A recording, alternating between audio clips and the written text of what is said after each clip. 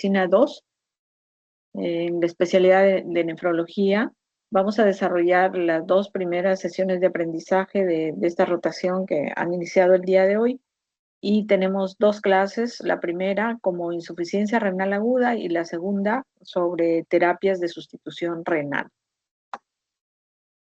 Entonces tenemos un objetivo en esta sesión de aprendizaje, es que ustedes precisen el diagnóstico, aprendan o recuerden la etiología, la clasificación, las diferentes formas de clasificar a la insuficiencia renal aguda y el tratamiento, ¿no? Entonces vamos a tener una agenda de revisar la etiología, clasificación, recordar la fisiopatología, las manifestaciones clínicas, el diagnóstico, el tratamiento y la parte más importante que es la prevención, ¿no? En relación a la definición, este término de insuficiencia renal aguda ha ido cambiando a través del tiempo, ¿no? Insuficiencia renal aguda ya queda un término un poquito digamos, del inicio de la evolución de este cambio de términos. Ahora lo llamamos como lesión renal aguda, también como fracaso renal agudo o daño renal agudo. Y últimamente como enfermedad renal aguda, ¿no? Entonces están viendo la variedad de sinónimos que van a tener un sustento fisiopatológico del por qué han ido cambiando estas definiciones. Pero en el fondo, pues, es la definición, siempre hay que acordarnos de que cuando hay una insuficiencia renal aguda, las funciones renales son las que han cesado, ¿no? Y se van a definir, la vamos a determinar de acuerdo a una clínica que trae el paciente y a la vez pidiendo un examen de bioquímico que es muy importante, como la creatinina sérica, en donde vamos a poder notar un aumento rápido y una disminución de la producción de orina. No siempre aparece la disminución de la producción de orina, pero sí es uno de los criterios, ¿no? O se pueden dar estos 2 criterios a la vez. En las salas de emergencia hay un porcentaje que va entre el 10 al 15% o dependiendo de la zona donde estemos desarrollando la práctica de digamos, de la emergencia o en diferentes hospitales, pero en las salas de cuidados intensivos sí este valor se incrementa notoriamente hasta un 50%. También hay asociaciones que son importantes, como la falla renal que se presenta cuando también hay una falla cardíaca aguda, ¿no? Y se llama pues el síndrome cardiorrenal. Y luego tenemos también cuando hay enfermedades hepáticas crónicas que se descompensan, que tienen mucho volumen de líquido en el intersticio o en cavidades como en la cavidad peritoneal y pueden ocasionar un síndrome hepatorrenal. Y también la sepsis de diferente etiología se puede acompañar de una insuficiencia renal aguda o la nefrotoxicidad que provocan algunas sustancias, fármacos o también sustancias de contraste endovenoso para provocar una toxicidad, una nefrotoxicidad que va a ocasionar la falla renal aguda. Lo que estamos viendo en la parte izquierda de la diapositiva son las diferentes interrelaciones que van a ocasionar. A veces el hecho de aparecer una creatinina elevada y todo un cuadro clínico que nos orienta hacia una insuficiencia renal aguda depende de varios factores. Podría ser en un paciente que está infectado, pero que estuvo consumiendo drogas nefrotóxicas o que se deshidrató, o es una paciente que tiene, por ejemplo, una preeclampsia, ¿no? Entonces, los factores pueden ser variados y al final se llega a una gran disminución de la filtración glomerular debido a la unión o al conjunto de todos estos factores, ¿no? Entonces, en definiciones de insuficiencia renal aguda, tenemos a diferentes organismos, como por ejemplo es la CADIGO, que es un referente para nosotros de definir a la insuficiencia renal aguda, y ahí nos dice que aquí, que son digamos, el sinónimo de acute kidney injury, en las siglas en inglés, ¿no? Para definir a la insuficiencia renal aguda como un incremento en la creatinina sérica mayor o igual al 50%, ¿no? Entonces, muchas veces no conocemos ese 50%, salvo que nosotros ya previamente conocíamos al paciente, un mes, 2 meses, el año anterior, o bueno, ya tenemos un basal de la creatinina de ese paciente que nos decía que tenía, por ejemplo, un varón de 40 años con una creatinina de 0,4 miligramos por decilitro. Entonces, un paciente que tiene una función renal al 100%. Entonces, si este paciente con 0,4 de creatinina eleva la creatinina mayor o igual al 50%, es decir, eleva a 0,6 o de repente el paciente ya viene con 1 miligramo por decilitro de creatinina, ese paciente ya entra en este criterio de insuficiencia renal aguda.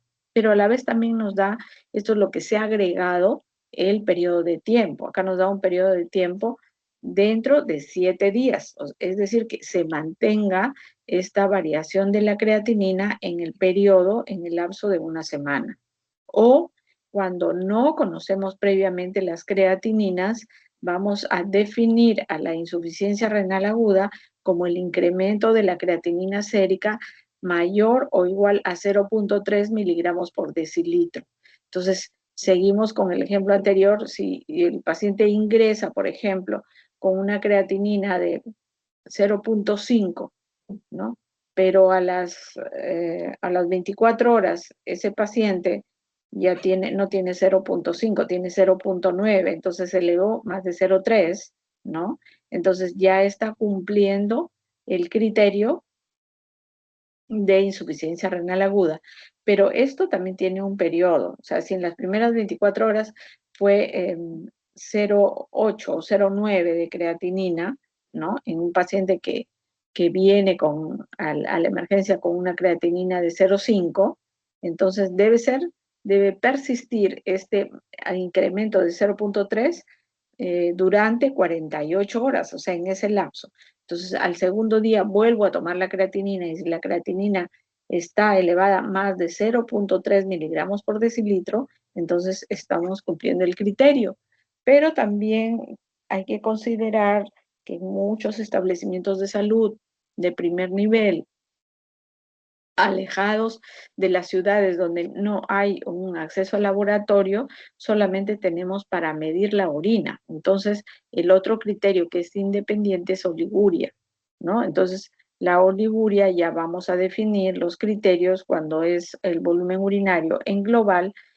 Consideramos oliguria menos de 400 mililitros en 24 horas y consideramos oliguria en mililitros por kilo y por hora cuando el paciente orina menos de 0,5 mililitros por kilo y por hora, ¿no?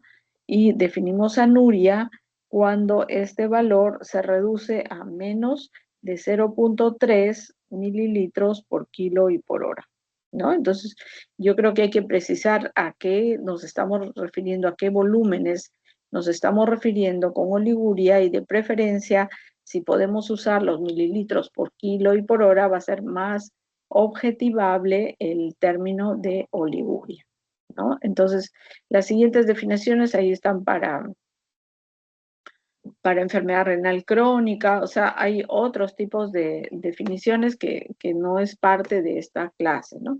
Entonces, acá tenemos otro dato importante, dice reversible dentro de las 48 horas, entonces se considera una insuficiencia renal aguda de carácter o de tipo transitorio. Cuando es reversible en un periodo de 7 días, pero ha persistido durante todos esos 7 días, se define como una insuficiencia renal aguda de tipo persistente. Enfermedad renal aguda va a tener un punto de corte. Entonces, acá sí es válido que eh, la insuficiencia renal aguda va a tener un periodo de hasta 90 días. Si pasa los 90 días y el paciente no ha resuelto la insuficiencia renal aguda, entonces pasa al grupo o al terreno de los pacientes con enfermedad renal crónica. O sea, debutó como una insuficiencia renal aguda, pero debido a la severidad, a la gravedad que el cuadro clínico tenía en el paciente, se prolongó hasta un periodo de 90 días o pasó los 90 días. Si a los 90 días ha resuelto, vuelve a tener urea, creatinina normal, ¿no? Todo sale normal, entonces eh, eh, se resuelve, pero si no se resuelve y pasa los 90 días, ya cambia la denominación y pasa a ser enfermedad renal crónica. Entonces, muchos de ustedes dirán, la insuficiencia renal aguda tiene un carácter que es reversible. Entonces, ¿qué significa? Que esto es un continuo, ¿no? Empezó como una aguda y se pasó hacia una crónica. Es cierto. Entonces, esto lo vamos a explicar a través de la fisiopatología, o sea, las formas de presentación de la insuficiencia renal aguda han cambiado mucho y eso nos ha hecho investigar a través de la fisiopatología qué es lo que puede estar pasando que un paciente con falla renal aguda pase hacia el terreno de los pacientes con enfermedad renal crónica, ¿no? Entonces, falla renal aguda, vamos a identificar algunos factores de riesgo, ¿no? Que nos van a alertar y van a haber injurias, alguna injuria que es la que ha provocado la insuficiencia renal aguda, que lo lleva a tener una ira establecida. Entonces, cuando ya se establece la insuficiencia renal aguda, acá pueden ocurrir dos cosas en relación a la respuesta. O yo tengo una valoración clínica y una valoración de laboratorio que me dice, este paciente ya tiene que estar en terapia de sustitución renal, ¿no? Las funciones renales han paralizado, entonces el paciente se puede ir complicando más y necesitamos que se le haga una terapia de sustitución renal. Pero en otros pacientes esta ira puede resolver espontáneamente sin que se utilicen estos recursos como la terapia de soporte renal, ¿no?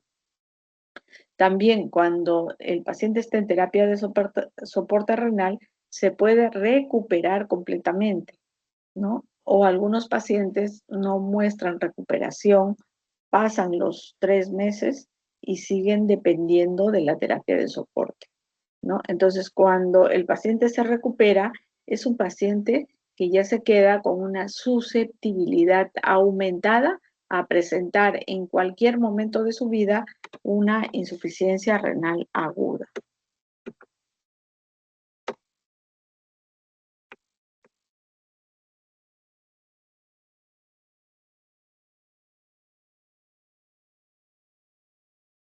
Muy bien, vamos a revisar, vamos a recordar la etiología. Y lo que estamos viendo en este cuadro, ¿no? En este cuadro que lo podemos revisar eh, y que seguramente ustedes ya revisaron en Medicina 1, es que acá se está considerando tres orígenes, ¿no? Si ocurre en la parte prerrenal, si es parenquimal, y cuando hablamos de parenquimal decimos o es en el glomérulo, en el túbulo intersticio o es en los vasos sanguíneos, ¿no? Y como ven, hay múltiples patologías que pueden estar ahí en esta etiología parenquimal. Y luego tenemos la insuficiencia renal aguda de tipo obstructivo, ¿no? Con algunas de las etiologías que se van a desarrollar, ¿no?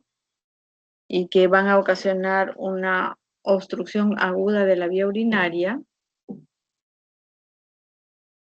en, en un corto periodo de tiempo, ¿no? Entonces, en la primera, que es la ira de tipo prerrenal, es todo lo que va a hacer que el paciente tenga una menor perfusión, menor llegada de sangre hacia los riñones. Entonces, esto se puede deber a que el paciente puede estar, por ejemplo, con un COVID, deshidratado, no consume líquidos por la gran dificultad respiratoria que tiene. Entonces, es un paciente que puede llegar con un cuadro de insuficiencia renal aguda, ¿no? Y que el paciente llega en un cuadro de deshidratación, ¿no? Puede estar hipovolémico incluso, ¿no? También cuando hay problemas cardíacos, problemas de bajo gasto cardíaco, miocarditis, un taponamiento cardíaco severo, ¿no? Todos van a ocasionar una disminución de perfusión, o sea, de sangre que le llega a ambos riñones, ¿no?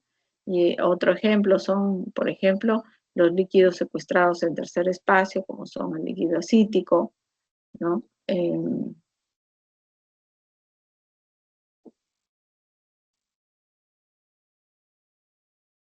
El síndrome hepatorrenal, que también se ubica acá, la sepsis, cuadros anafilácticos. Entonces, todo nos puede llevar hacia el diagnóstico etiológico de una insuficiencia renal aguda de tipo prerrenal. Es parenquimal y acá sí hay que subdividir, o es glomerular, entonces yo voy a tener un cuadro clínico como un síndrome nefrótico eh, de tipo primario, digamos, ¿no? Primario porque solamente hemos encontrado que está alterado los riñones, ¿no? Entonces, este síndrome nefrótico también puede ser debido a una glomerulonefritis postinfecciosa, por ejemplo, ¿no? De los niños en edad escolar, cuando tienen episodios de faringitis, de amigdalitis, ¿no? Que pueden llevar hacia un cuadro clínico de una glomerulonefritis aguda postinfecciosa. Entonces, en la parte glomerular también está descrito um, los casos agudos de enfermedades glomerulares primarias, ¿no? Una membrana proliferativa primaria, por ejemplo, una glomerulosclerosis focal segmentaria, que pueden debutar como una insuficiencia renal aguda. Entonces, pasamos a los vasculares, está el síndrome urémico hemolítico, ¿no? Como una de las entidades que aparecen en los niños, ¿no? Eh, y así vamos a tener afectación de vasos sanguíneos, enfermedades del colágeno, el mismo lupus que pueden provocar daño a nivel vascular, ¿no? Entonces, hemos revisado los glomerulares, los vasculares y los túbulos intersticiales, ¿no? Que puede ser la necrosis tubular aguda, tóxicos exógenos, eh, la asociación de antiinflamatorios no esteroideos con diuréticos y bloqueantes del sistema renina-angiotensina-aldosterona se potencian para tener un efecto negativo de provocar una vasoconstricción y alteración pues de la tasa de filtrado glomerular, ¿no? Entonces, en la necrosis tubular aguda también, o la sepsis, uso de contrastes yodados, todo provoca ira de tipo parenquimal, ¿no? Muy bien. Y acá tenemos un cuadro resumen de todo lo que acabamos de ver, ¿no? En las subdivisiones de insuficiencia renal aguda de tipo prerrenal, cuando el volumen circulante efectivo absoluto está disminuido, ¿no?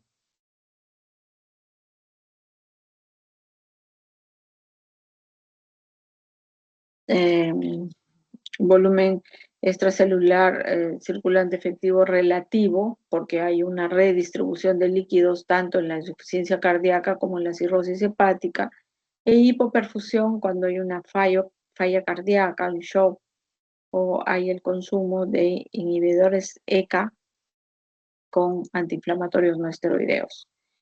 En la etiología parenquimal está subdividida como los vasculares, los glomerulares, los túbulos intersticiales, ¿no? Y bueno, acá se ha separado a la necrosis tubular aguda, que va a tener componente isquémico y tóxico, ¿no? Y que el tóxico puede ser por fármacos exógenos, uso de sustancias de contraste. Entonces, todo eso son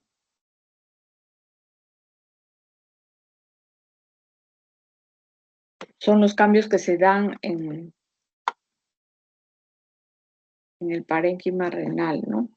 Entonces, cuando queremos hacer también una clasificación etiológica, cuáles son los casos más frecuentes y para orientarnos a todo lo que venimos desarrollando, de todo tenemos que el alto porcentaje de ira de tipo prerrenal, donde el médico puede hacer intervención con fluidoterapia, mejorar um, las condiciones de cómo llega el paciente, ¿no? Y vamos a poder encontrar ahí pacientes de ese tipo. Pero luego también tenemos que las causas renales son importantes y luego la necrosis tubular aguda de tipo isquémico, ¿no? De tipo isquémico hace que tenga pues un porcentaje elevado de casos comparado con otras como las glomerulonefritis o las nefritis intersticiales que tienen menor porcentaje, ¿no? Esta es otra forma de clasificar y esta forma de clasificar es de acuerdo a la severidad de la insuficiencia renal aguda, ¿no? Entonces, acá tenemos las clasificaciones de la insuficiencia renal aguda de acuerdo al año en que fueron publicados, la más antigua en el año 2004 y la más actual, que ya no queda tan actual, es la del 2012, ¿no? La clasificación CADIGO, ¿no? Ya las sociedades de nefrología están trabajando para eh, ver eh,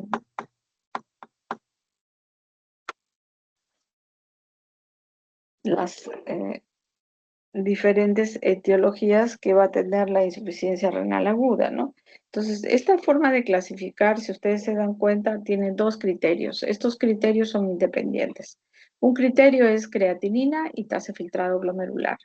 Y el otro criterio es diuresis en una unidad de tiempo, que como ustedes ven ahí puede ser a las 6 horas, a las 12, a las 24 horas, ¿no? Entonces, en la clasificación de rifle se trabaja con un acrónimo que es Risk, Injury, Failure, Loss o enfermedad renal crónica estadio 5, ¿no? Entonces, es fácil de aplicarlo, nos puede ayudar en algo, ¿no? Pero si yo quiero clasificar a través de la clasificación de rifle, yo de repente estoy en un lugar alejado de contener a un laboratorio y solamente me queda cuantificar la orina. Si la orina en 12 horas fue, por ejemplo, menos de 0,5 mililitros por kilo y por hora, entonces ese caso eh, ya está con una lesión, ¿no? O sea, hay una injuria renal aguda, ¿no? Entonces hay que tener mucho cuidado cuando hagamos las interpretaciones, eh, porque tanto para la clasificación de CADIGO o la clasificación de aquí, ya la forma o el enfoque de la clasificación cambia. Entonces ellos nos dicen que el estadio de la insuficiencia renal aguda es el 1, el 2 o el 3, ¿no? Igual, sus criterios también son criterio volumen urinario y criterio eh, la creatinina sérica, ¿no? Entonces, así es como vamos a clasificar a esta insuficiencia renal aguda. Llegamos a la parte de la fisiopatología y lo que estamos viendo es lo que venimos venimos a determinar, pues, que la insuficiencia, uno de los parámetros de comprensión de la insuficiencia renal aguda es que con este gráfico, por ejemplo, nos demostraban que no pasaba nada en relación a los cambios que ocurren y lo que ustedes están viendo, yo creo que primero nos fijamos en la diapositiva que está en la derecha, donde está esquematizado un glomérulo y tiene una, una, unas pinturas de color azul intenso que no están pegadas, que no están juntas, sino se conserva una distancia y y todo eso tiene una, digamos, una interpretación, una forma, cómo es que se ha ideado esto para una mejor comprensión. Entonces, en este esquema del glomérulo está identificado las zonas azuladas, que son zonas muy, por decirlo así, muy peligrosas, y son zonas que se van a necrosar y van a dejar cicatrices, ¿no?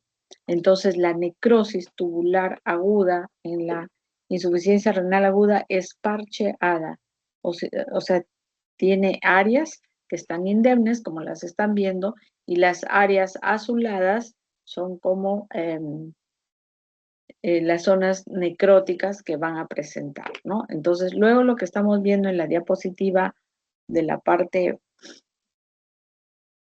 que está en el centro, ¿no? Vemos cómo es que la célula tubular aparece y conforme va pasando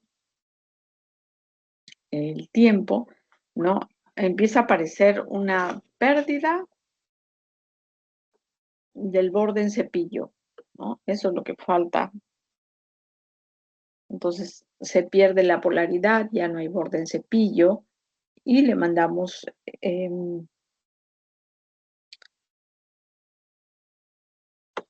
que va evolucionando, y si ustedes están siguiendo la flecha que va a manera de un círculo, vemos que cuando desaparece la polaridad, desaparece el borde en cepillo, ¿no? Empieza a aparecer otro evento importante que es la muerte de las células tubulares, que hemos visto que son por parches, o sea, no mueren todas las células, y estos detritus, que luego los vamos a ver, que son, digamos, ocasionados directamente por la muerte de las células tubulares, van a ocluir, van a tapar la luz de los túbulos renales.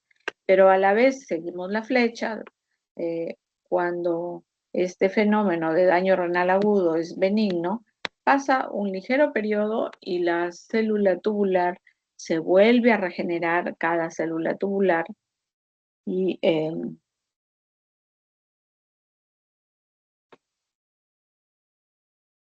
prácticamente llega al término de este círculo con el borde en cepillo, con la polaridad, o sea, como que la célula tubular no le hubiese pasado nada, ¿no?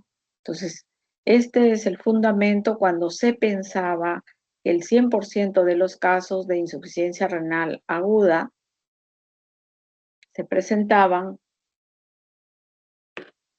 de ese modo, ¿no?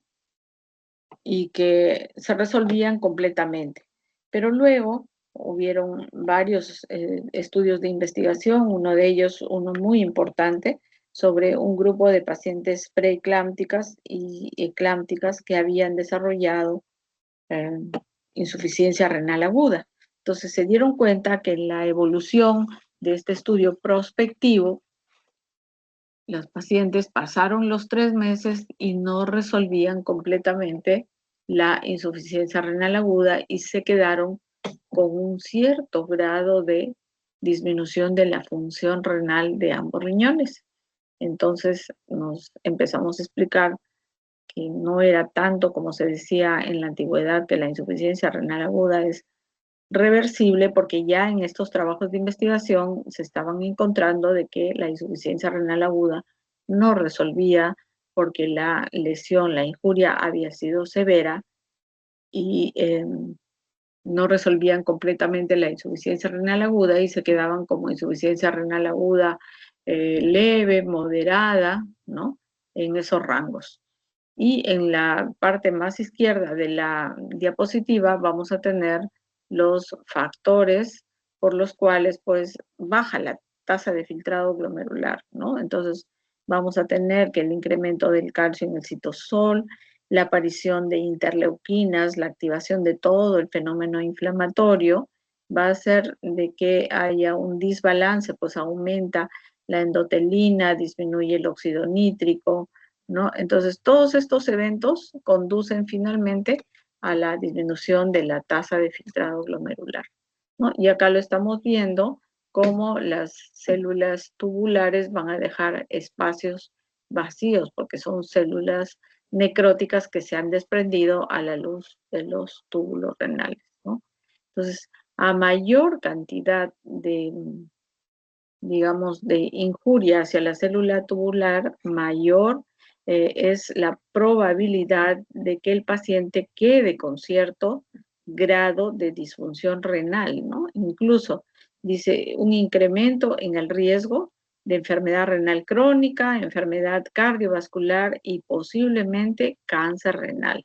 Esto está en estudio, ¿no? Entonces, muchos pacientes que elevaron de una manera aguda la creatinina y que todo el cuadro clínico correspondía a una insuficiencia renal aguda, se les hace seguimiento y se han encontrado en algunos casos que presentaban cáncer.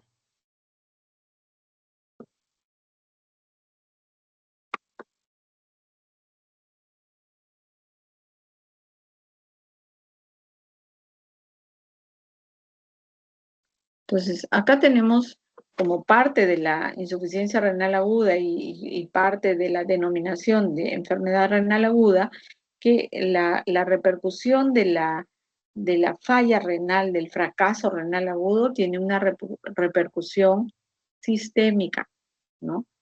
En órganos como el cerebro, el corazón, los pulmones, el hueso, el hígado, el intestino, van a tener diversas explicaciones de por qué es que están comprometidos estos órganos, ¿no? A nivel cerebral aumenta la permeabilidad vascular y hay mediadores inflamatorios que van a estar activos. A nivel pulmonar también aumenta la permeabilidad, ¿no?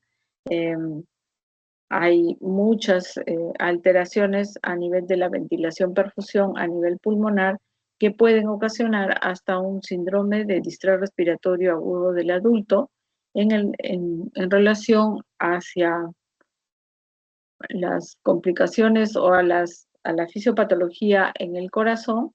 También pues hay, incrementa la apoptosis, se acorta la fracción de eyección.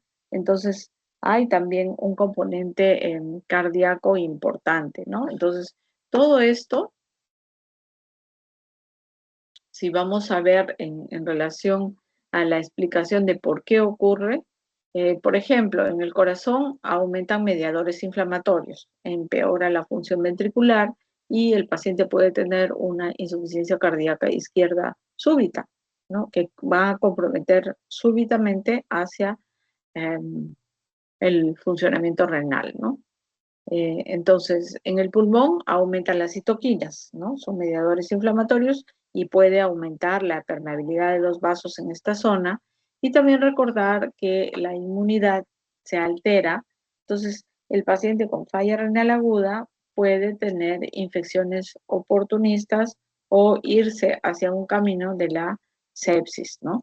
Entonces, tenemos acá que a nivel cerebral el paciente puede hacer encefalopatía urémica, puede hacer falla cardíaca congestiva, ¿no? Una injuria pulmonar aguda, enfermedades eh, hepáticas con alteración del metabolismo a nivel hepático, se altera la microbiota intestinal y también hay una inflamación a nivel sistémico. Miren, todo lo que ocasiona una insuficiencia renal aguda, ¿no? Entonces, acá hay dos eventos importantes como es la reducción de la tasa de filtrado glomerular, que va a tener pues desde una explicación si apareció hipovolemia, shock séptico, un bajo gasto cardíaco, ¿no? Una enfermedad renovascular. Todo eso puede ocasionar una vasoconstricción a nivel cortical y por ende una reducción de la tasa de filtrado glomerular, ¿no? Y para el daño tubular, puede haber una lesión endotelial, una congestión vascular, bajo flujo sanguíneo, ¿no? Que ocasiona finalmente el daño a nivel tubular. Acá también tenemos una disminución de la tasa de filtrado glomerular dependiendo de no solamente cambios a nivel glomerular, sino también a nivel tubular, ¿no? A nivel glomerular, la contracción del mesangio, vasoconstricción, o una congestión en la médula. Y daño en los túbulos, obstrucción tubular, ¿no? O un back leakage, que ya lo vamos a explicar a qué se refiere.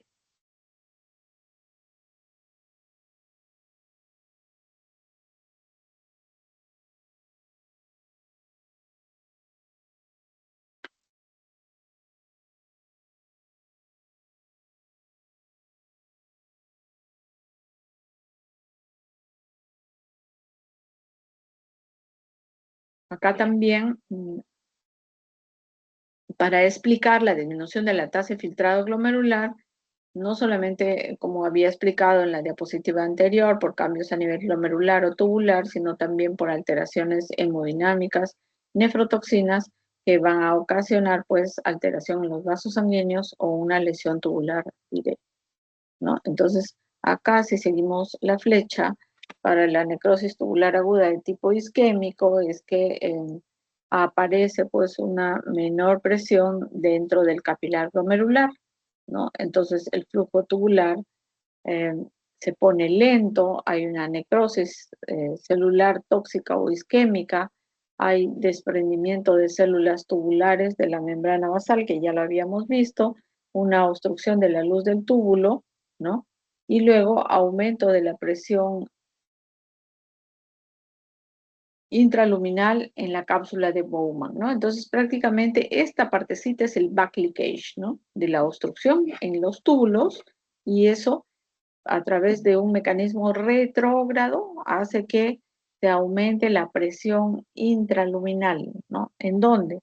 En la cápsula de Bowman, ¿no? Entonces, hay una mayor presión ahí dentro de la, de la cápsula de Bowman. Y finalmente, pues, el sal filtrado.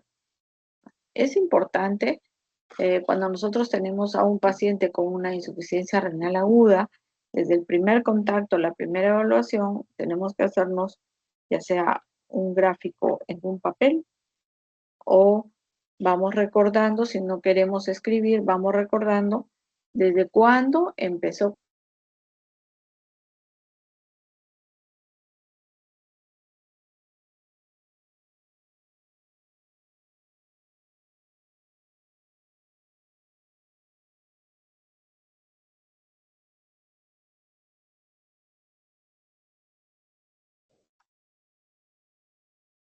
Inicio de la falla renal aguda, ¿no? Entonces, luego voy a hacer el seguimiento, va a pasar por el periodo de iniciación, extensión, y en esta fase de mantenimiento o en la de extensión es donde se pueden presentar las complicaciones de la insuficiencia renal aguda. Y finalmente, doctora, disculpe, dejó de compartir. Ya en este momento voy a conectar nuevamente, ¿ya?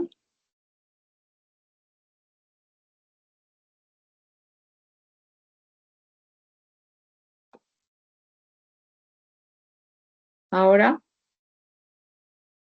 ¿sigue igual? Aún no se observa, doctora. No lo pueden observar.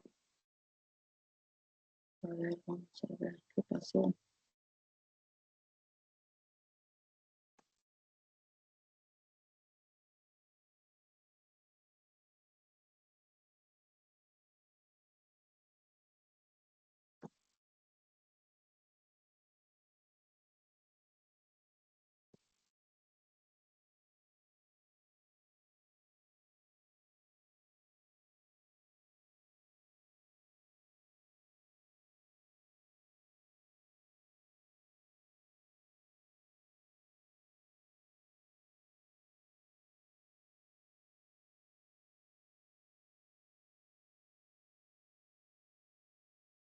Ahora sí,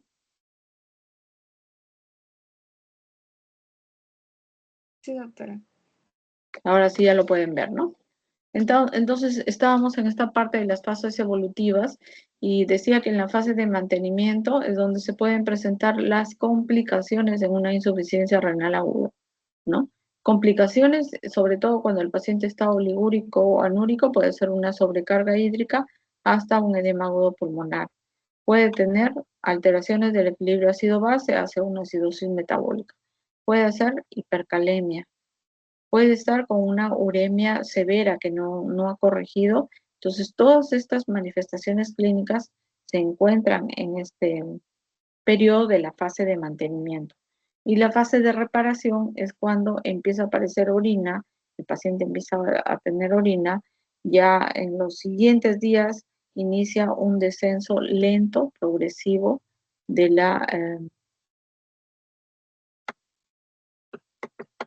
de la insuficiencia renal aguda, ¿no? Entonces, tenemos acá que en la fisiopatología de la ira postrenal es diferente, ¿no? Entonces, vamos a tener tres momentos en los cuales la obstrucción temprana va a ocasionar una presión intratubular incrementada, ¿no? Entonces, el flujo plasmático renal está incrementado. En la fase intermedia, que dura entre 2 a 5 horas, la presión intratubular incrementada continúa, pero el flujo plasmático renal que inicialmente estuvo incrementado, acá ya se disminuye. Y es tardía de más de 24 horas, cuanto tanto la presión intratubular que estaba aumentada, ahora como que se compensó y entra a una normalidad y el flujo plasmático renal que se encuentra disminuido.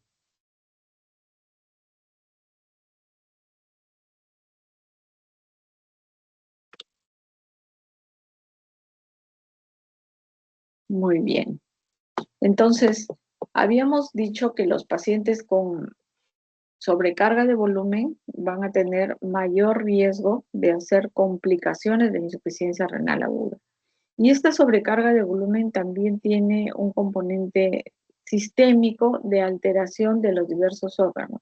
Es decir, que a nivel cerebral, el paciente que tiene sobrecarga de volumen va a tener un edema cerebral, ¿no? Puede aparecer que el paciente esté confuso, con delirio, y eso ser manifestaciones de la intoxicación, no solamente por solutos urémicos, sino por la sobrecarga hídrica, ¿no? También el paciente puede entrar en un edema agudo pulmonar, en una disfunción diastólica del ventrículo izquierdo, ¿no? Congestión hepática, puede incrementar la presión venosa, ¿no? Eh, edema de la pared intestinal o de los intestinos.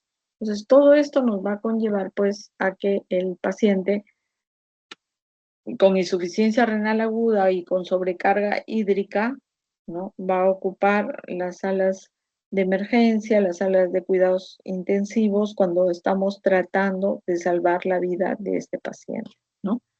Entonces, luego tenemos acá, quizás esta sea la diapositiva más importante para que entender por qué la insuficiencia renal aguda progresa a enfermedad renal crónica, ¿no? Entonces, acá tenemos unos elementos muy importantes, que es el factor de crecimiento tumoral beta. Este factor de crecimiento tumoral beta es un mediador inflamatorio que se va a expresar, que va a aparecer en grandes cantidades en las células del túbulo contorneado proximal. ¿Qué hace este factor de crecimiento tumoral beta? Provoca más apoptosis, provoca muerte celular, ¿no? Incrementa la pared de los vasos sanguíneos. Entonces, por lo tanto, quedan con un lumen reducido y con más riesgo de hacer vasoconstricción. Y otro aspecto importante es que van a estimular la formación de miofibroblastos que finalmente se van a convertir en fibroblastos, ¿no? Y que van a ocasionar, pues, un tejido cicatrizal en el intersticio del parénquima renal, ¿no? Entonces, esta es la principal explicación por qué una insuficiencia renal aguda termina convirtiéndose en una enfermedad renal crónica. Factores de riesgo para esta progresión son variados, ¿no? Entonces hay factores de riesgo como por ejemplo la edad avanzada de más de 65 años, la raza o el grupo étnico. Se dice que la raza negra tiene más predisposición a hacer la falla renal aguda, algunos factores genéticos, hay familias que tienen esta predisposición a hacer insuficiencia renal aguda, los hipertensos, los diabéticos, ¿no? Están en este grupo de presentar las complicaciones de la insuficiencia renal aguda, ¿no? Y así hay algunos factores que pueden ser modificables para evitar sobre todo que aparezca la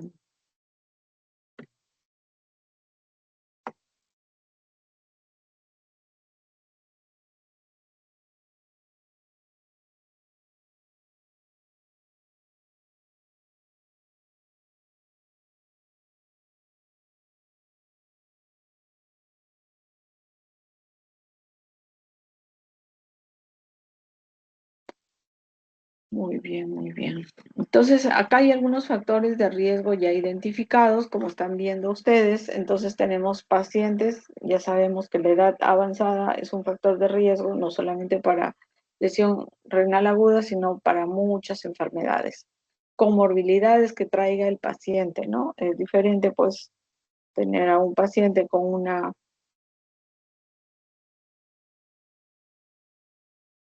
insuficiencia eh, renal, con algunos comorbilidades, dentro de las cuales las más estudiadas son las enfermedades cardiovasculares, la diabetes como factores de riesgo para insuficiencia renal aguda, ¿no? Entonces, otro factor de riesgo es la función renal inicial, la reserva renal que el paciente tenga, el grado de proteinuria que el paciente tenga y hasta la anemia se ha dejado como interrogante, ¿no?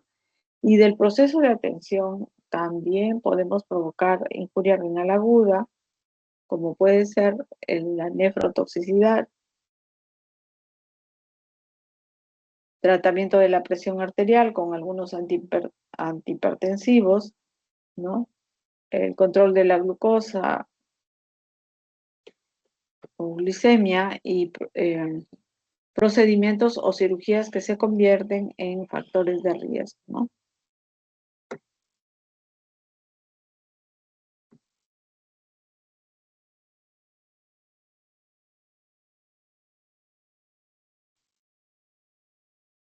Y acá tenemos factores de riesgo de acuerdo al odds ratio, ¿no? El odds ratio es una medida estadística para determinar qué tan probable es que se presente el evento de insuficiencia renal aguda cuando hay una variable o hay un factor de riesgo que tiene el paciente, ¿no? Por ejemplo, la edad. Si tiene una insuficiencia renal aguda en un paciente con 75 años, entonces tiene 1.2 veces de probabilidades más que la población general para,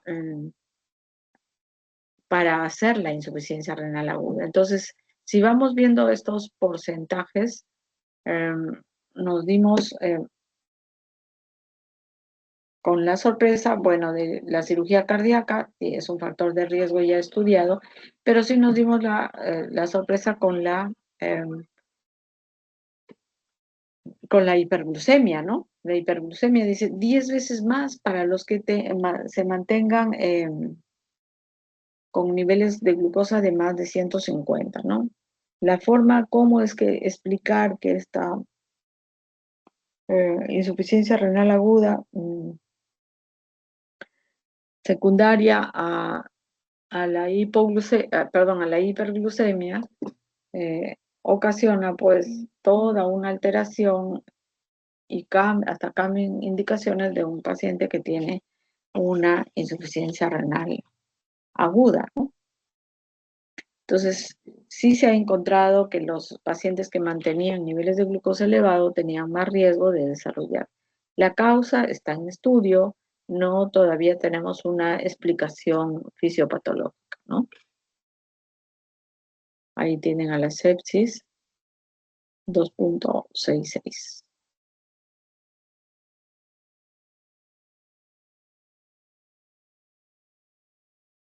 Muy bien, entonces entramos a la parte de manifestaciones clínicas y acá vamos a poder diferenciar un poco el grupo de las obstructivas, ¿no? Las insuficiencias renales agudas de tipo obstructivo y las otras, las que no son obstructivas o la insuficiencia renal aguda de tipo parenquimal, ¿no?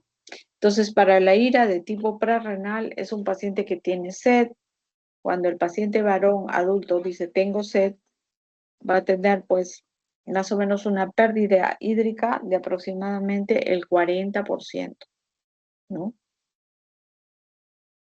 Entonces, ¿quién no ha valorado a pacientes con diversos grados de deshidratación, que el paciente cuando llega a la emergencia, aunque sea un lactante pequeñito, se prende de, digamos, de los líquidos porque tiene sed, ¿no? Y en un adulto, al adulto tenemos que preguntarle, porque a veces el adulto eh, no menciona, ¿no? Eh, algún síntoma que tiene, pero sí tiene sed, ¿no? Entonces, sed es un elemento en la anamnesis de todo paciente que tiene insuficiencia renal aguda para ver si le podemos eh, solucionar eh, la falta de volumen inicial que el paciente puede tener, ¿no? También la hipotensión ortostática, ¿no? Una variación de la presión arterial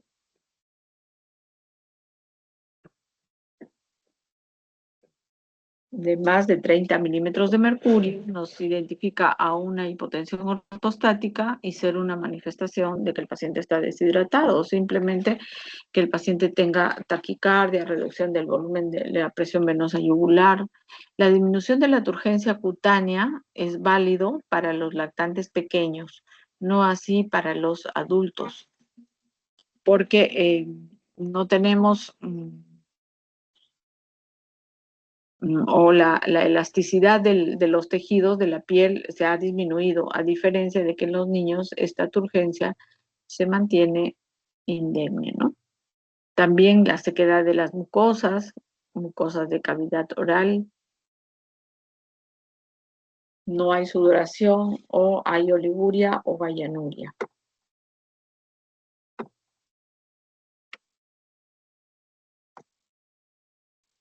Entonces, si vamos a ver en este cuadrito por síntomas digestivos, esto es parte de la uremia, ¿no? En síntomas digestivos tenemos náuseas, vómitos, y ¿qué es lo que se hace? O es debida a la elevación de la urea, la creatinina, el ácido úrico, ¿no? Cuando hay acidosis metabólica con anion gap elevado, el paciente viene taquipneico. Entonces, eh, viene con esa forma clínica de presentación, hay incapacidad de reabsorber el bicarbonato y se excretan los hidrogeniones, ¿no? Entonces, síntomas generales cardiológicos, el paciente con una hipercalemia puede venir con debilidad de miembros inferiores, taquicardia, eh, como parte de la valoración de la insuficiencia renal.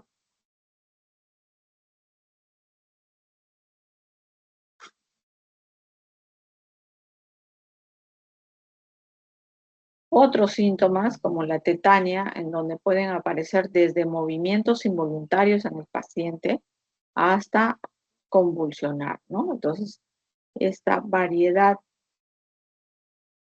de síntomas permiten establecer que tanto el paciente con falla renal aguda como el crónico, estadio 5, van a cursar pues con un síndrome urémico, ¿no? El síndrome urémico que no es, digamos, completamente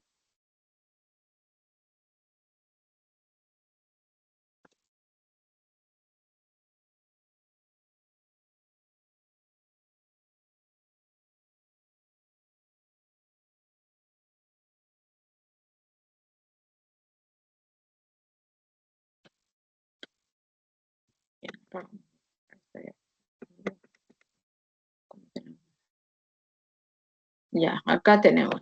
Entonces, este cuadro es muy importante y yo les sugiero de que cuando tengan la oportunidad de valorar a un paciente desde que ingresa al hospital, entonces hagan primero la clave para diferenciar o la clave para diagnosticar una insuficiencia renal aguda y diferenciarla de los pacientes que tienen diagnóstico de enfermedad renal crónica es hacer una historia clínica muy detallada. bien detallada. Eso me va a permitir a mí, ahí les han puesto sus flechitas, dice, determinar la cronología, ¿no?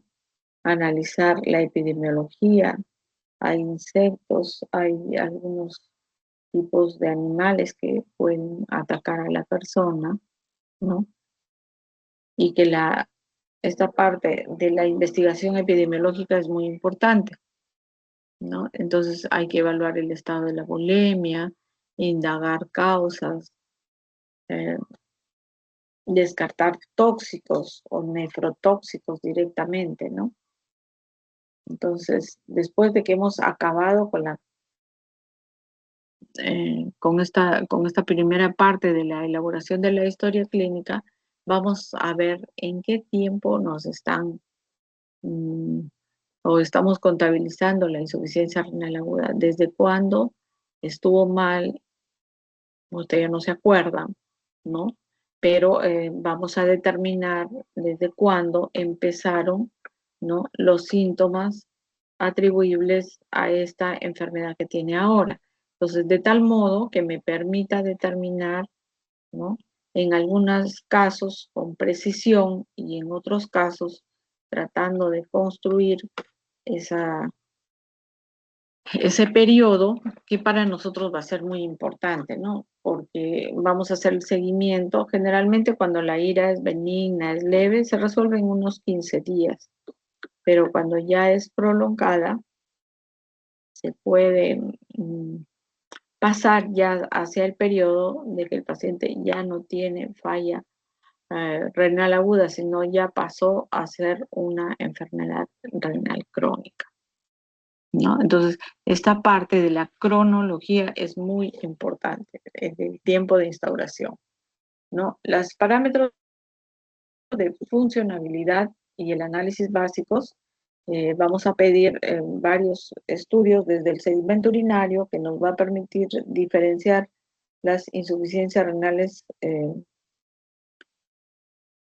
agudas, ¿no? Entonces,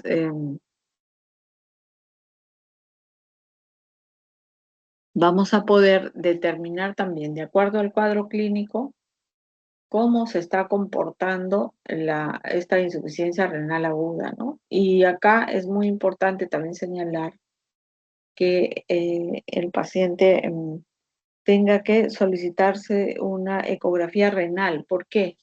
Porque en la ecografía renal vamos a encontrar el tamaño del parénquima renal, características ecográficas que me sustenten el diagnóstico de una insuficiencia renal aguda.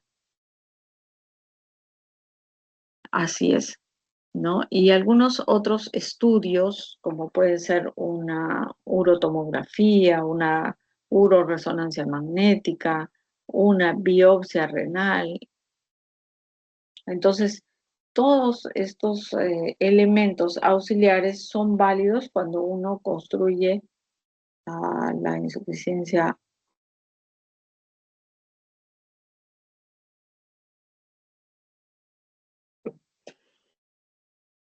Tenemos acá este enfoque diagnóstico que también les va a servir para que ustedes cuando evalúen a un paciente con falla renal aguda, vamos a hacer un diagnóstico sindrómico, síndrome de insuficiencia renal aguda o síndrome de enfermedad renal crónica, ¿no? Entonces, el diagnóstico sindrómico nos sirve para identificar los síndromes que pudiéramos haberlo revisado en la teoría y que los estamos poniendo para la práctica, ¿no? Luego sigue el diagnóstico funcional.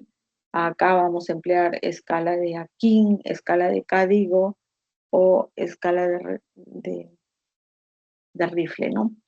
Entonces ahí es donde vamos a clasificar el diagnóstico fisiopatológico. Vamos a decir, este evento ocurre por estos y estos mecanismos en la fisiopatología, ¿no? Y en el diagnóstico etiológico, ahí lo he dejado, eh, que el objetivo sea identificar la causa, ¿no? La pregunta es, ¿qué ha producido esta insuficiencia renal, ¿no? Para darle una explicación. Y luego en la parte inferior tenemos un ejemplo, una insuficiencia renal aguda, grado F o grado failure o falla, ¿no? Secundario a una necrosis tubular aguda de origen hemodinámico. Insuficiencia renal aguda sobre enfermedad eh, renal crónica, clase 3 de Akin, de causa obstructiva por una hipertrofia prostática, ¿no? Entonces ahí están los dos ejemplos. Luego tenemos los elementos o en el plan diagnóstico, todo lo que debemos pedir para un paciente que tiene la sospecha de una insuficiencia renal aguda.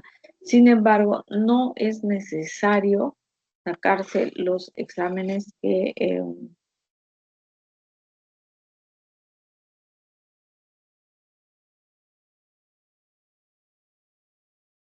es decir, no tener pues como una plantilla de que le vamos a pedir todo al paciente, ¿no? Entonces, si yo veo a un paciente que tiene pues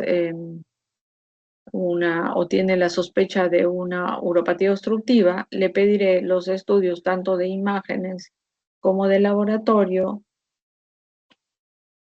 le pedimos para hacer pues justamente el diagnóstico diferencial, ¿no? En los pacientes.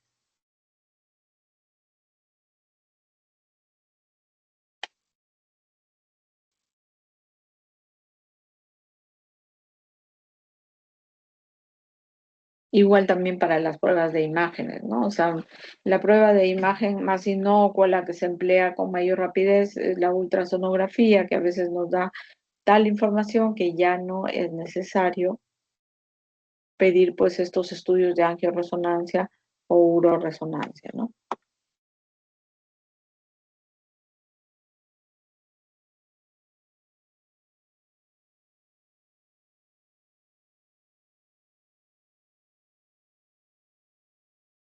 Ya estamos en las partes finales porque ya luego la clase de terapias de sustitución renal es una clase más corta, ¿no? Entonces, en la evolución de la insuficiencia renal aguda vamos a tener pues que esta puede ir progresando hasta que aparece pues la falla renal y la muerte renal, o sea, la muerte del órgano, ¿no? Pero ustedes están viendo que la flecha también está para la inversa, es decir, que si yo actúo en los estadios iniciales de la evolución de la insuficiencia renal aguda, ¿no? El paciente se puede recuperar, por ejemplo, hidratándose enérgicamente y la creatinina que se mantenía elevada al comienzo disminuye hasta que vuelve a una etapa de normalidad y se ha resuelto la insuficiencia renal aguda. Pero en muchos casos progresa, como acá, ¿no?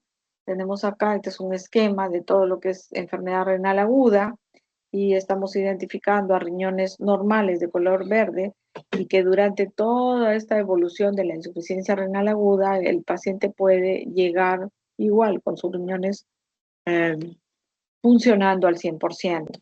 Pero luego tenemos una aparente recuperación completa, como dice ahí, para pacientes que tienen una tasa de filtrado glomerular mayor de 90, pero que el flujo plasmático renal está disminuido. Entonces sí son pacientes que ya quedan con una disfunción renal.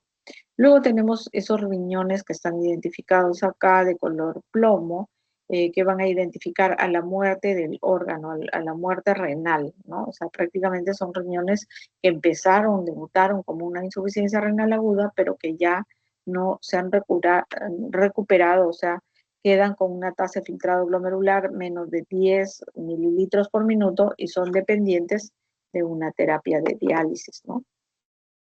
Luego tenemos también el laboratorio que nos va a permitir diferenciar, hay muchos elementos, por ejemplo, desde un simple examen de orina identificando cilindros hialinos para la insuficiencia renal aguda o pigmentados celulares para la parenquimal, ¿no? También hay la densidad urinaria, el índice de insuficiencia renal. Entonces, hay muchos, de los cuales hay algunos que se hacen en los hospitales y otros que por falta de reactivos no se hacen, ¿no? Entonces, acá tenemos el pronóstico. En realidad, que el pronóstico de la insuficiencia renal aguda puede cambiar. Hay diferentes formas o diferentes escalas de valoración en las salas de cuidados intensivos o de emergencia y esta ha sido creada por un nefrólogo español y es la que utilizamos para valorar lo que se llama índice de severidad individual, ¿no? Entonces, le estamos dando puntajes fijos con alguna condición que el paciente tenga. Y acá tenemos el ejemplo. Entonces, tenemos un varón de 46 años que se acerca a la década 5 y por eso le ponemos 5. Y de ahí tiene un diagnóstico de necrosis tubular aguda, secundario a una pancreatitis aguda, está oligúrico, está hipotenso, ictérico, y así le vamos dando la puntuación, está sedado, conectado a un ventilador, y luego finalmente tenemos una valoración que nos queda, todas estas sumas y restas nos quedan en 0.81. Lo multiplico por 100 y me da el 81%. Entonces, la interpretación es que este índice de severidad es grave porque tiene 81% de probabilidad de muerte. Entonces, esto nos sirve en las salas de cuidados intensivos cuando hay que decidir si el paciente va a dializar o no, ¿no? Entonces, a veces el familiar quiere correr ese riesgo, pero una terapia de sustitución renal no le va a garantizar de que el paciente pues va a salir, va a tener una evolución favorable y que finalmente va a dejar la diálisis, ¿no? Entonces, pacientes severamente, críticamente enfermos, eh, tenemos acá un índice de valoración del pronóstico, ¿no? Luego tenemos también otro índice que es el de angina renal, que lo voy a mencionar acá, que es una condición, ¿no? Una elevación de la creatinina, por ejemplo, mayor o igual a 4, entonces le doy un score de 8 y una condición. Por ejemplo, que el paciente sea diabético, ¿no? Entonces, 8 por 3 serían 24. Entonces, mayor a 8 es más riesgo de desarrollar insuficiencia renal aguda, ¿no? Entonces, acá también este índice llamado angina renal tiene relación si el paciente está oligúrico, si aumentó la creatinina sérica, si está con sobrecarga de eh, fluidos, ¿no? O sobrecarga de líquidos, o si el paciente tiene pues una disminución de la tasa de filtrado glomerular, ¿no? Entonces, todos estos eventos nos llevan a que el riesgo cada vez se incrementa cuando la condición se ha presentado. Entonces, ya para la parte final, otra escala de predicción y el pronóstico de la insuficiencia renal aguda tiene con el estrés test de furosemida. ¿Y a qué se refiere el estrés test? ¿No? Acá se emplea mucho y el estrés test de furosemida está en relación a la predicción de la severidad de la injuria renal aguda, ¿no? Entonces, ¿cómo se hace? Se emplea una dosis única de furosemida endovenoso. Si no se ha utilizado furosemida en esta última hospitalización, yo le voy a colocar 1 miligramo por kilo de peso.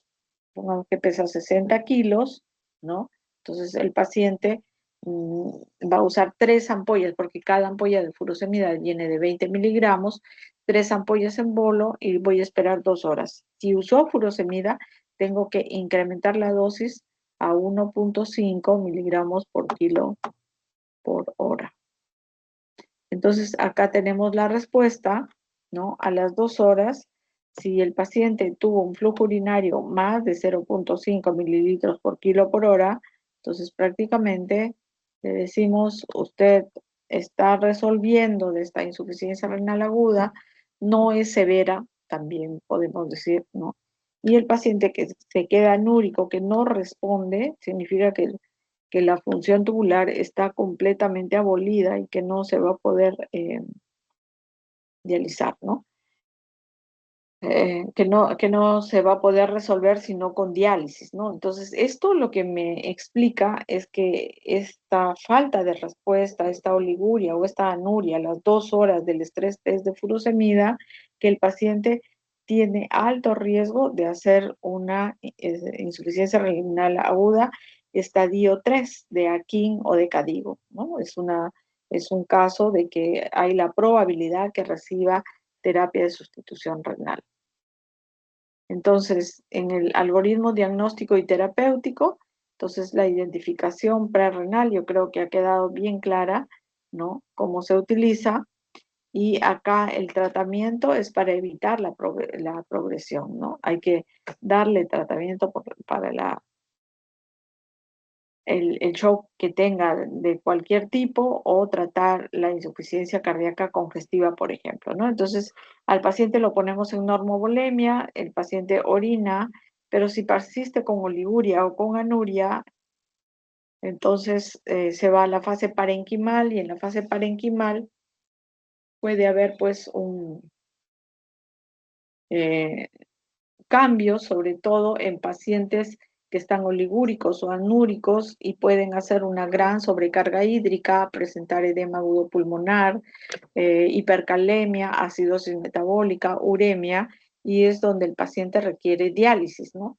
Y en la postrenal el tratamiento es diferente porque yo voy a colocar una sonda uretral para aliviar la obstrucción, si es posible, ¿no? Si está, digamos, con una vía urinaria distal que está permeable como para colocar la sonda uretral, pero si no es así, entonces la otra posibilidad es colocar una sonda de nefrostomía, ¿no? Entonces, es importante, esta quizás es la última diapositiva en relación a la prevención, ¿no? Entonces, prevención sabiendo corregir dosis de medicamentos que tienen vía de eliminación renal, ¿no?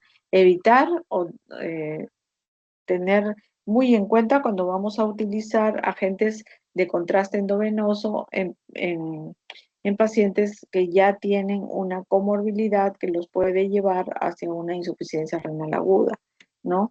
Y la reposición de volumen, que es importante hacerla para evitar, pues, antes de las cirugías que el paciente se complique, ¿no? Entonces, cuando hay la fase de iniciación, seguimos corrigiendo el déficit de volumen. Si hay una uropatía obstructiva, hay que interrumpir nefrotoxinas, ¿no? Y en la fase de mantenimiento, como les dije, si hay alteraciones propias de la insuficiencia renal, entonces tenemos que mantener equilibrio hidrosalino, limitar la ingesta de potasio, corregir.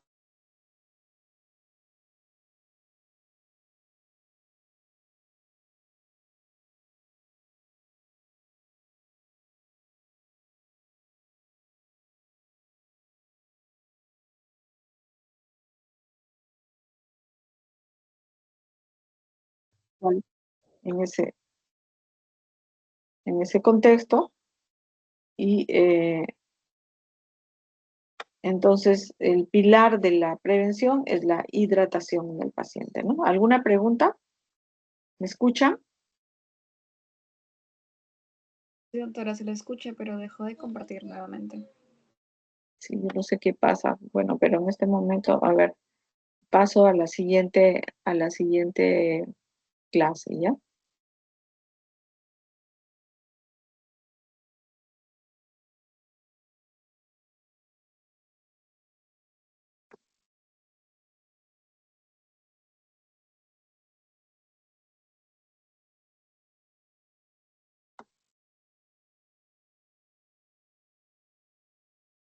Y ahora sí se puede ver esta diapositiva de terapia de sustitución renal. Sí, doctora. Muy bien, ¿no? Entonces, terapias de sustitución renal se van a emplear cuando la función renal ha paralizado, ya sea por diagnóstico de una insuficiencia renal aguda, ya sea por el diagnóstico de una enfermedad renal crónica estadio 5 o una insuficiencia renal aguda sobreagregada a una enfermedad renal crónica. Entonces, estas terapias de sustitución renal ustedes las deben conocer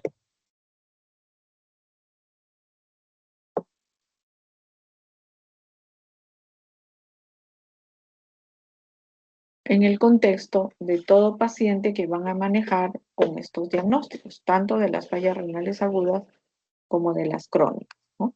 Entonces, siempre es importante hacer una interrelación de conocimientos. Si nosotros recordamos las funciones renales, vamos a poder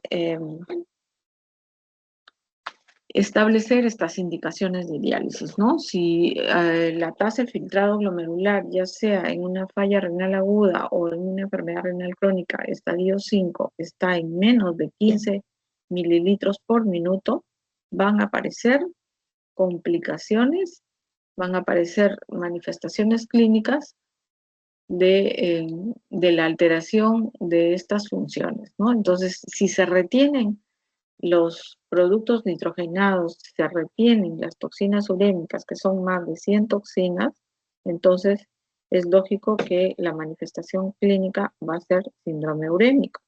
El síndrome urémico tiene diferentes formas de presentación entre un paciente a otro, ¿no?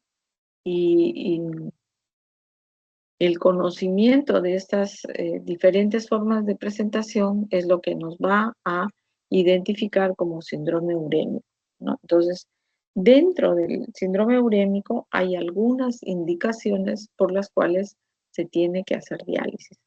Síndrome urémico complicado con una pericarditis urémica. El cuadro clínico del paciente con pericarditis urémica es que el paciente viene con un dolor en la zona precordial que puede estar irradiado hacia omóplato con una ligera febrícula y que cuando colocamos el estetoscopio, foco tricuspidio, generalmente, ¿no? A veces también en el foco aórtico, en el pulmonar o en el mitral, vamos a encontrar un roce de fricción pericárdica que es un sonido grueso que raspa, ¿no?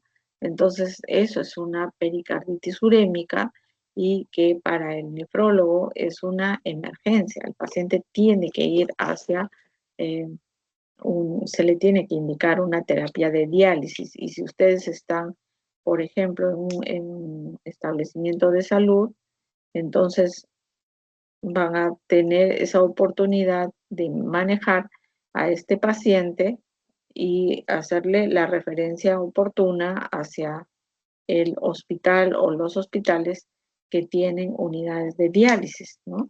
Entonces, ese es el cuadro clínico de una pericarditis urémica, ¿no? Si la pericarditis urémica evoluciona, ya van a haber otras indicaciones, pero cuando nosotros evaluamos y hay el roce de fricción pericárdica asociado a todo el cuadro clínico, entonces ya el paciente tiene que ir a una terapia de sustitución renal que se llama hemodiálisis y que tiene que ser de forma diaria. O el paciente venir con náuseas, vómitos, sigue vomitando y aparece hematemesis o melena. Eso es eh, una hemorragia digestiva por uremia que también tiene indicación de diálisis. Y lo tercero, la encefalopatía urémica, ¿no? Paciente con encefalopatía urémica es un paciente que se duerme, ¿no? Que está somnoliento, confuso, ¿no? Y por más que apoyemos al paciente para que pueda salir de este cuadro de encefalopatía, al contrario, el paciente está más comprometido, ¿no? Entonces, es importante que esta encefalopatía urémica se identifique, ¿no? Entonces, hay diversas formas de valorarla porque el paciente o el familiar puede venir y decir, doctora, he traído a mi paciente que todos los días está vomitando y que está muy dormido, ¿no? Entonces, yo quiero saber qué es lo que tiene.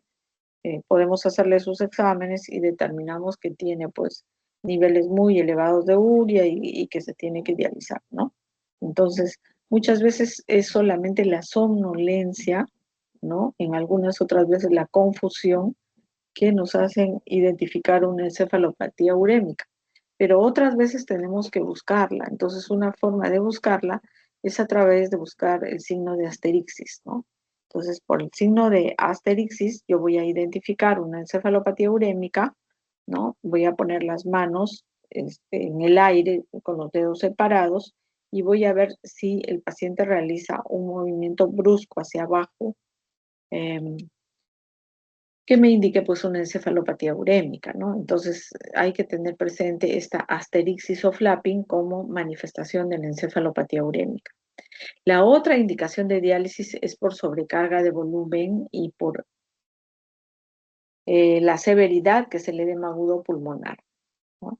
Trastornos, como les había dicho, de electrolitos o de acidosis metabólica, eh,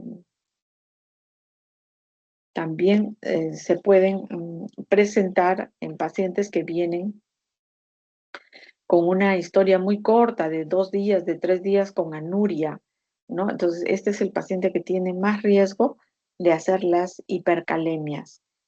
Paciente que tenía una presión arterial normal, alta, actualmente viene hipotenso, ¿no?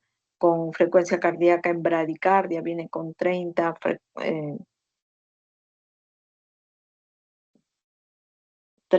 por minuto, por ejemplo, de latidos cardíacos. Entonces, es una prioridad, es una emergencia dentro de todas estas indicaciones de diálisis y que tenemos que hacerla de manera rápida porque el paciente puede hacer una parada cardíaca, ¿no?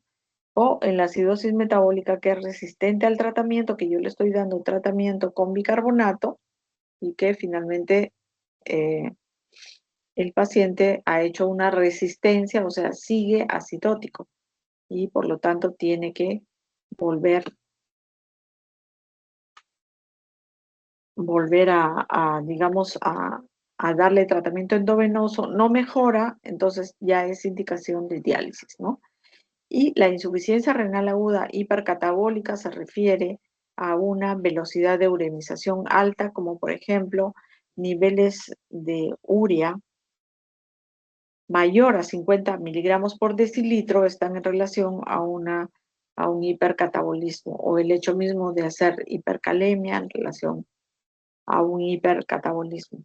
Y a veces tenemos pacientes que por ahí están caminando tranquilos, que vienen para la valoración y que cuando uno calcula su tasa de filtrado glomerular, le sale pues muy baja, ¿no? Esta tasa de filtrado glomerular, que puede ser en menos de 15 mililitros por minuto, pero que han aprendido a tolerar la uremia, ¿no? Entonces, estas indicaciones de diálisis que les hemos ordenado, clasificado de esta forma, les van a servir para que ustedes puedan hacer las orientaciones respectivas de cuándo indicar una terapia de sustitución renal, ya sea que ustedes estén trabajando en Lima, en Europa, en la sierra de Cajamarca, en la selva, en donde estén, las indicaciones de diálisis son las mismas.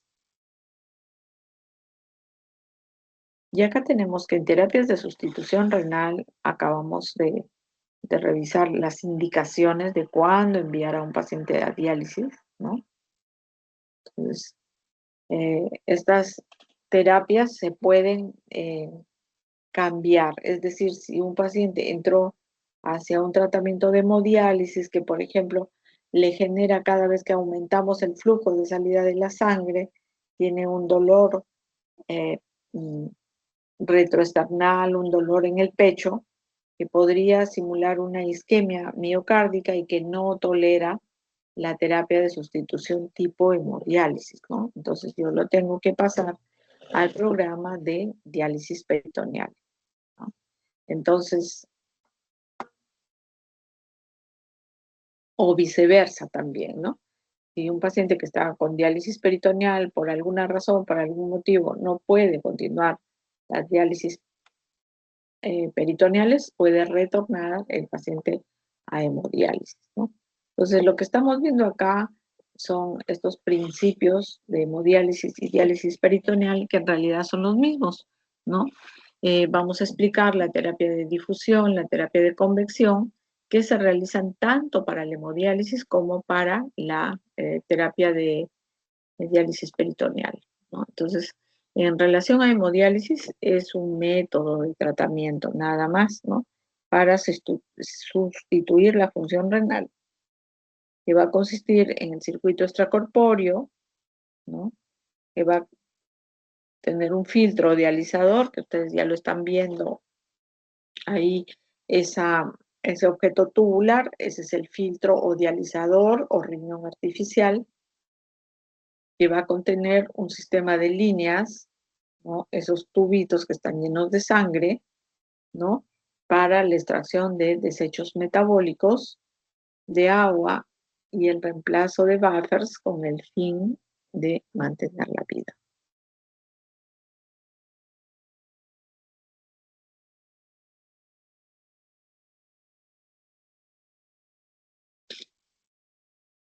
Entonces, hemodiálisis es depuración extracorpórea. Necesitamos anticoagular al paciente para evitar que en el transcurso de 3 horas y media, 4 horas que duran las sesiones, la sangre se vaya a coagular. Entonces, prácticamente el paciente se mantiene anticoagulado en todo este periodo de tiempo para realizar los mecanismos físicos de difusión, de convección, de ultrafiltración para mantener la vida del paciente, ¿no?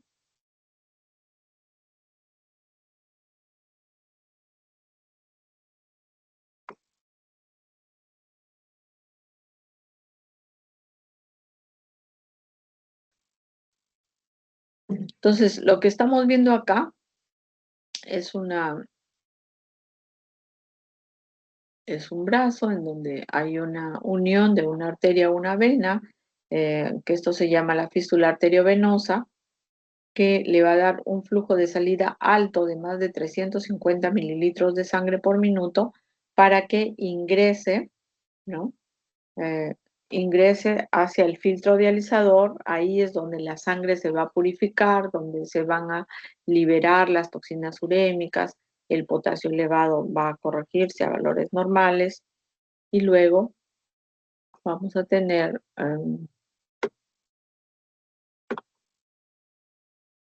esto de acá es lo mismo. Tenemos los componentes que ya hemos ido revisando. El filtro dializador tiene fibras huecas o capilares, ¿no?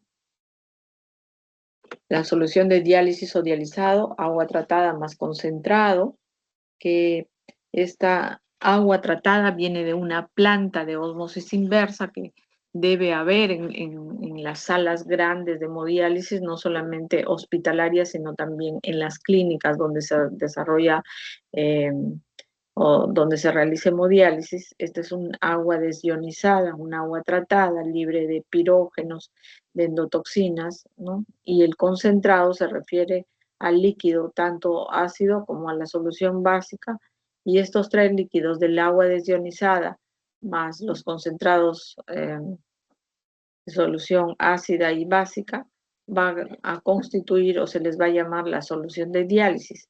Esta solución de diálisis es muy importante porque ya les dije que contribuye al mecanismo de contracorriente, ¿no? Tanto el ingreso de la sangre dentro de los microcapilares, ¿no? Como el ingreso del líquido de diálisis hacia la cámara externa de del filtro o dializador, ¿no? Entonces, acá tenemos, ahí está, un filtro dializador, debe ser de un material biocompatible, de poliéter sulfona, tiene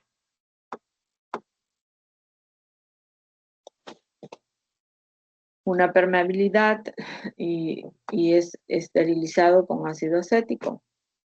Entonces, acá tenemos lo que les decía, estas microfibras son multiperforadas. ¿Para qué? Para permitir el pasaje de estas soluciones o toxinas urémicas, las cuales van a difundir porque tienen orificios eh, pequeños, ¿no? Que van a diferir del tamaño de los glóbulos rojos, es decir, que los glóbulos rojos no se expulsan, sino quedan atrapados ahí en el intravascular y luego ya eh,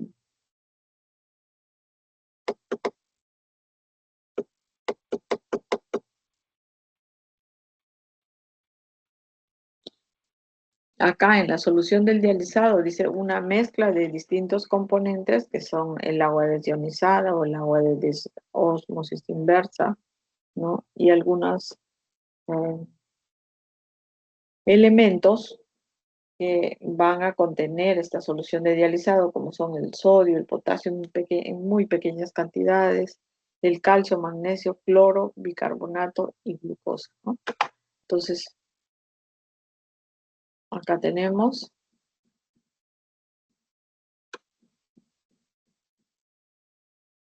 acá tenemos cómo es que se realiza este mecanismo de difusión, ¿no?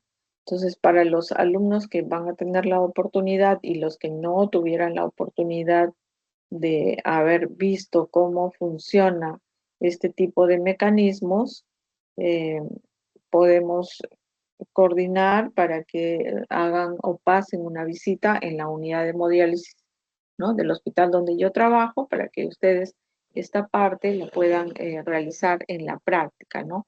Para que puedan ver cómo es que se realiza este mecanismo de difusión de solutos urémicos de mayor concentración con esas flechas gruesas donde van a pasar a la parte morada, que es el líquido del dializado, donde está cargado de urea, cargado de toxinas urémicas, ¿no?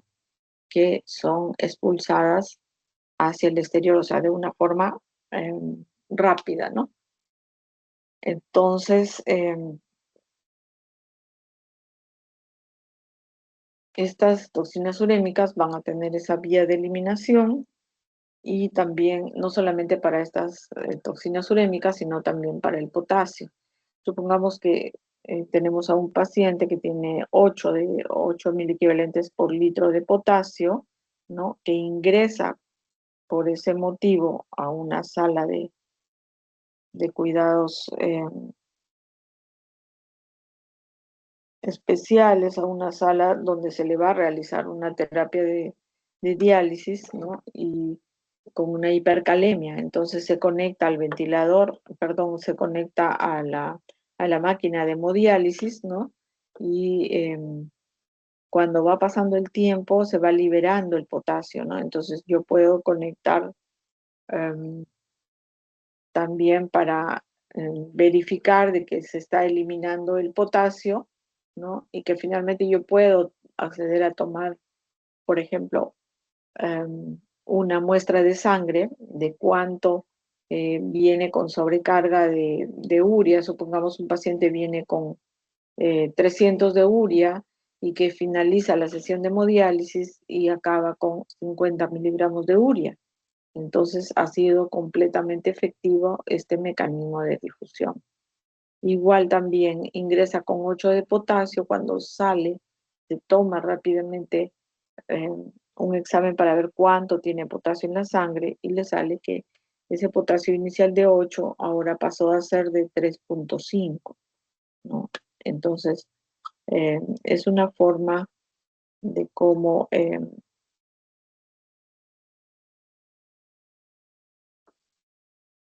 es una forma de cómo eliminar pues estos solutos, ¿no? Finaliza la sesión de diálisis y vamos a tomar una muestra de sangre, 3,5 de potasio, ¿no? Entonces hemos corregido la hipercalemia. Y así también para el bicarbonato. Entonces, ¿cómo sería para el bicarbonato? El bicarbonato está presente en la solución de diálisis. Y acá el mecanismo de difusión es a la inversa que para los solutos urémicos.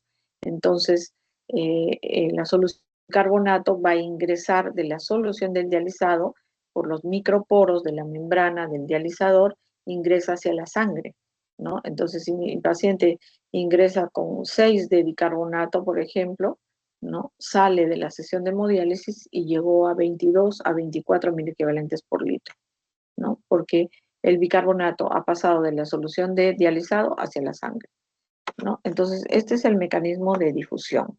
Luego tenemos otro mecanismo importante también como el otro, que es el mecanismo de convección.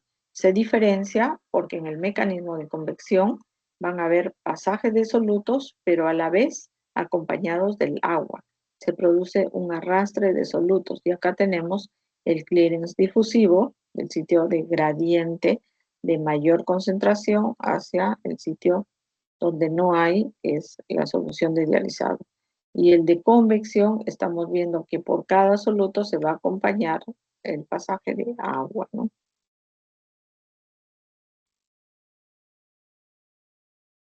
Y otro mecanismo que se llama la ultrafiltración es la remoción del agua plasmática.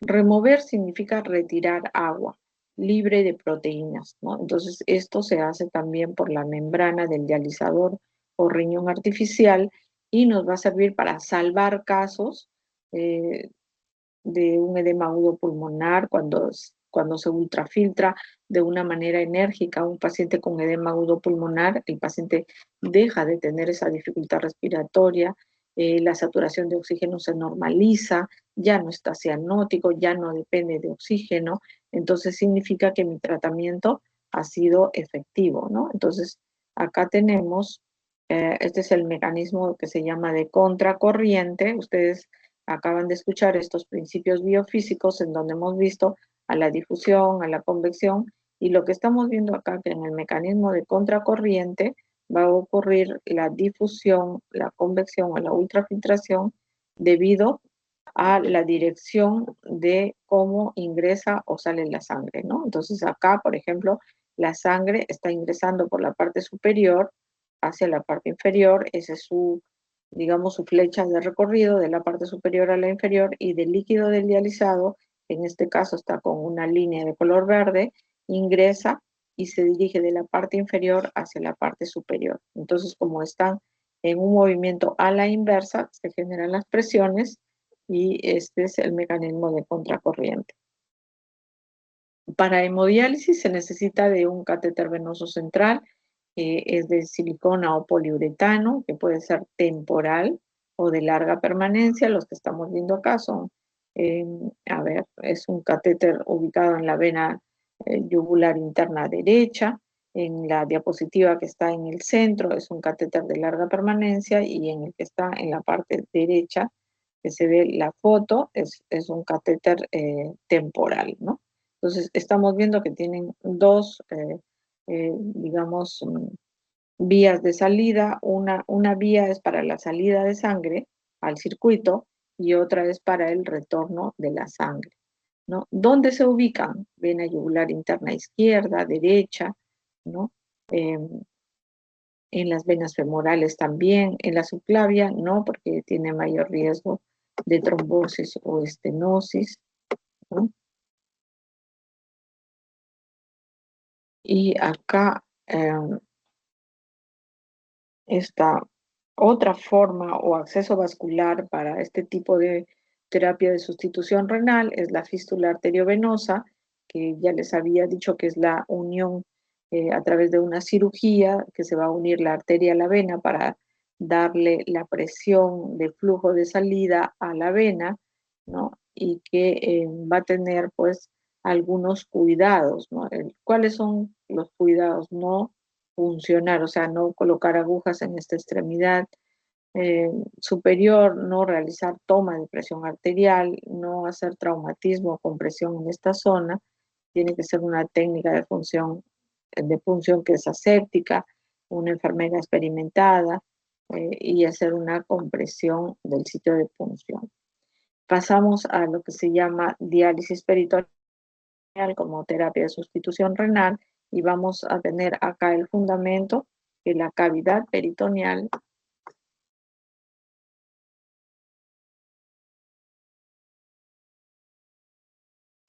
o bueno, empecemos como que diálisis peritoneal es una técnica de depuración intracorpórea, ¿no?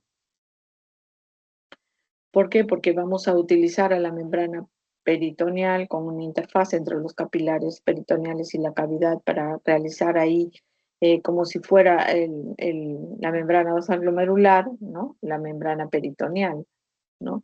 No utilizamos anticoagulantes porque es intracorpóreo, tiene buena tolerancia hemodinámica, no hay membranas biocompatibles si no son de la persona, ¿no? Es limitada para pacientes que tienen cirugía de abdomen, es efectiva, la efectividad es cuestionada en pacientes con shock o con hipercatabolismo marcado. Entonces, acá tenemos cómo es que estos solutos urémicos también a través del mecanismo difusivo van a pasar de la sangre que está cargada con toxinas urémicas, con potasio o con falta de bicarbonato, van a pasar hacia el líquido del dializado. Y el líquido del dializado es lo que se carga de toxinas urémicas, que van a ser eliminadas aproximadamente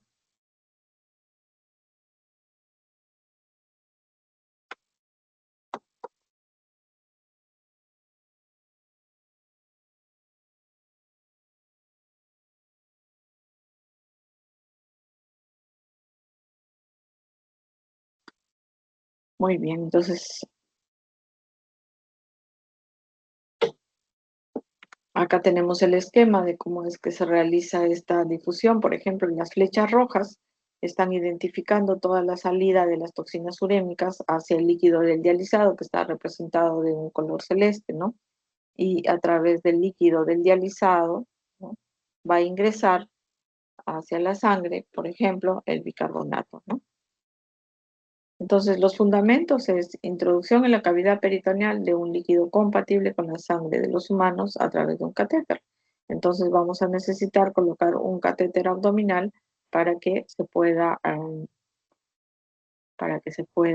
realizar este tipo de diálisis, ¿no? Difusión de las toxinas urémicas desde el compartimento más concentrado, que es la sangre, hacia el que tiene menor concentración, que es el líquido peritoneal, a través de la membrana peritoneal que actúa como el filtro o membrana basal glomerular, ¿no? Entonces, la efectividad va a depender del peritoneo de cada persona, del líquido que utilizamos. eh,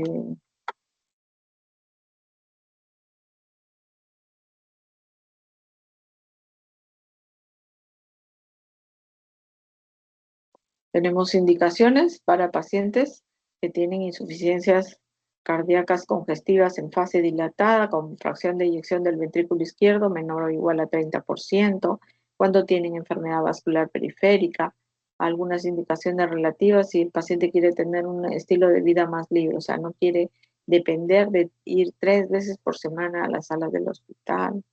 Entonces, ellos solamente van una vez al mes para una evaluación médica y para que les den los insumos, las bolsas que necesitan para realizar su tratamiento, ¿no? Deseo de autocuidado, o hay una larga distancia a centros de hemodiálisis, que esto es lo fundamental en nuestra realidad, pacientes que vienen alejados de sitios de la selva, de la sierra, entonces son eh, indicaciones precisas.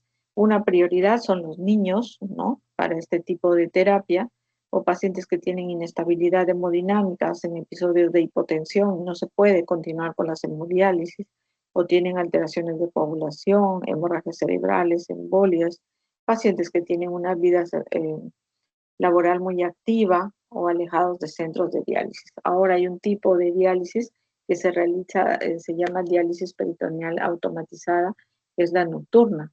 O sea, prácticamente mientras duerme, el paciente se conecta a una bolsa de 5 litros y progresivamente durante toda la noche se van haciendo las diálisis y el recambio de estas soluciones que finalmente pues son un beneficio para el paciente, ¿no?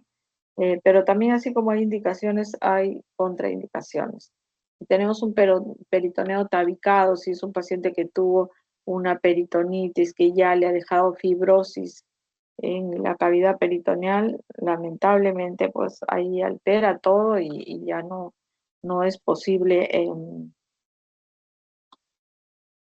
no es posible realizar este tipo de diálisis, o relativas, porque si hay una hernia, primero el cirujano tendrá que reparar la hernia para poder hacer la diálisis, ¿no? O una cirugía abdominal reciente, por ejemplo, una laparoscopía, una laparotomía, o la paciente es una paciente puérpera, ¿no? Que está con una cirugía de una cesárea. Entonces, cuando hay cualquier cirugía abdominal reciente, no se puede realizar diálisis peritoneal, o cuando el paciente tiene insuficiencia respiratoria crónica. Es decir, que yo voy a colocar 2 litros de líquido en la cavidad peritoneal, me eleva el nivel del diafragma y me puede empeorar la dificultad respiratoria. O si hay problemas de espacio, por ejemplo, hay riñones en pacientes que tienen enfermedad poliquística renal, que no solamente han quedado en el retroperitoneo, sino que protruyen tanto que están casi debajo de la pared abdominal, y que ya no es posible por este método realizar eh, este tipo de diálisis, ¿no? Entonces, dice incapacidad para conectarse y carencia de un miembro de la familia que lo ayude. Este tipo de terapia requiere de una capacitación, un entrenamiento, y que el paciente lo pueda hacer. Si el paciente tiene dificultad en la visión, tiene dificultad manual, no entiende, entonces puede ser el cuidador, el familiar que lo acompaña, el que aprenda. Si no tiene, entonces no califica para entrar a este tipo de terapia, ¿no? Si el paciente tiene una colostomía, tampoco. Si hay muchas adherencias y no se puede realizar el tratamiento, no puede entrar a diálisis peritoneal. La falta de espacio, de repente vive en un ambiente muy pequeño y no puede almacenar sus soluciones de diálisis, o es un paciente con obesidad mórbida. Actualmente ya hay catéteres para pacientes con obesidad, entonces quizás ya pase a ser ya no sea una contraindicación tener obesidad para hacer diálisis peritoneal, ¿no? Muy bien. Entonces, acá hay varias preguntas, ¿no? Si ustedes tienen alguna duda sobre el tema, quisieran profundizar más sobre terapias de sustitución renal, por qué es importante estudiar estas terapias, o si tuvieron alguna dificultad en aprender lo que era mecanismo de contracorriente, cómo es que se realiza el mecanismo de difusión, de convección, y prácticamente en vivo y en directo lo vamos a ver en las salas de hemodiálisis. ¿Alguna pregunta, alumnos?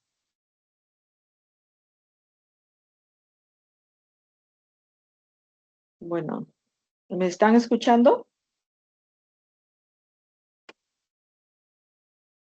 Sí, doctora, sí se la escucha. Muy bien, entonces hemos llegado ya a la parte final de la segunda clase, de la segunda sesión de aprendizaje. Si ya no hubiera preguntas o dudas sobre el tema, doy por finalizada esta clase de ahora en la tarde y ya nos vemos en la siguiente, que será, me parece, el día 4 de junio.